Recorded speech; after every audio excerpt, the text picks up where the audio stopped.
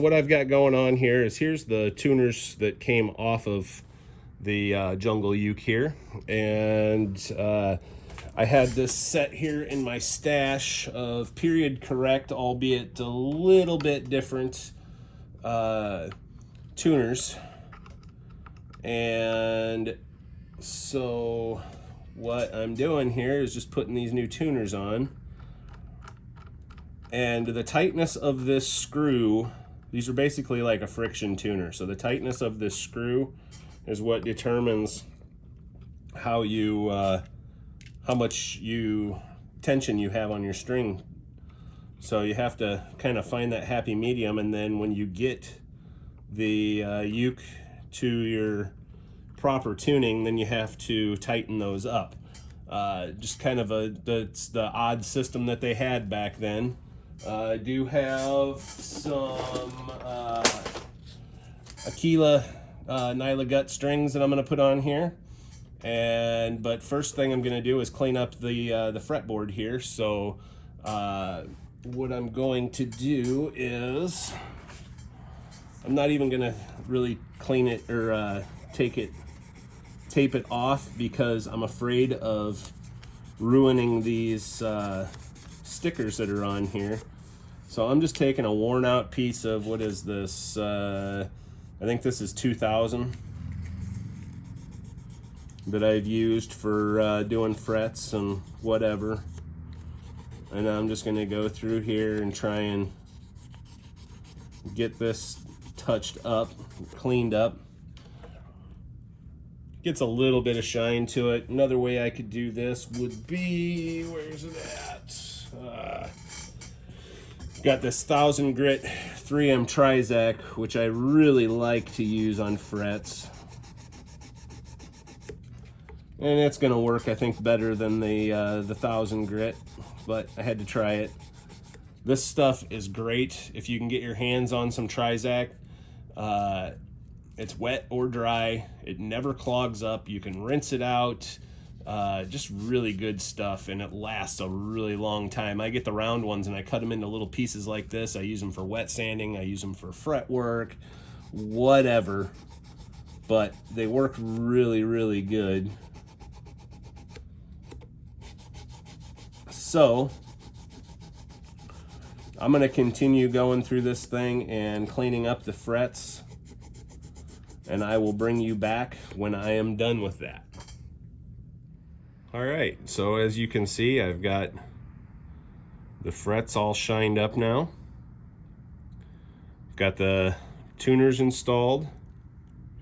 Like I say, they're not originals, but they are period correct. And came off of another Kay or Harmony Uke. But now I will get it ready to restring, but it's coming right along. All right, so with most ukuleles, you would run it through the bridge and tie it around here, and then you would have the excess, coming out this way, almost like a fisherman's knot.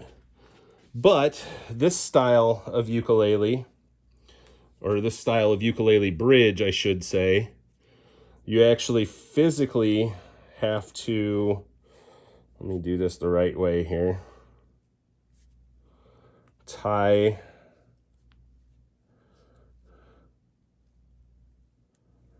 a knot in it, and then that catches up under there, and then you can string it up. So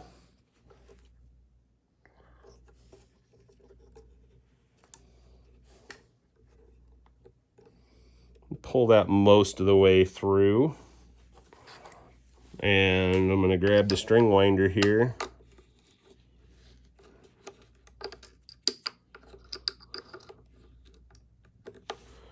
and I'm going to do just like I do on a guitar and go one over and the rest under.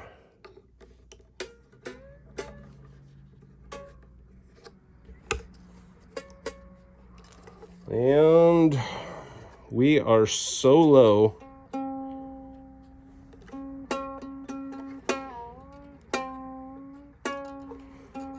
It's the first sounds this thing's made in who knows how many years. So for right this second, I'm just going to leave that long one. I will bring you back when I got all the strings on, but that's how you do it on this style uke. All right, so for the first time in who knows how long, this thing's got strings on it, and I'm gonna have to do some modification to the nut up here. It's got a chunk out of it, and I thought it would hold, but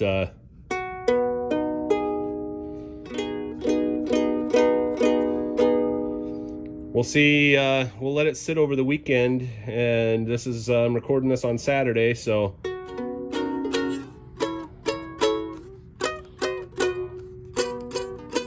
but see, it's fretting out a little bit because the nut's got a little chip out of it. So I don't know if I'll have to make a new nut for it or what I'm going to do yet at this point. I'm going to talk to the customer and see what he wants to do.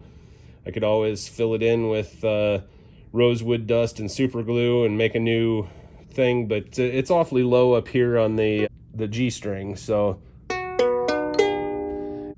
you see what we got here, and this thing really resonates. It's a good sounding uke. Like, it surprises me it sounds so good with all this material on it. It's got to be the maple neck that makes it sound that good, but who knows. But anyway, thanks for watching, guys, and hit that like and subscribe.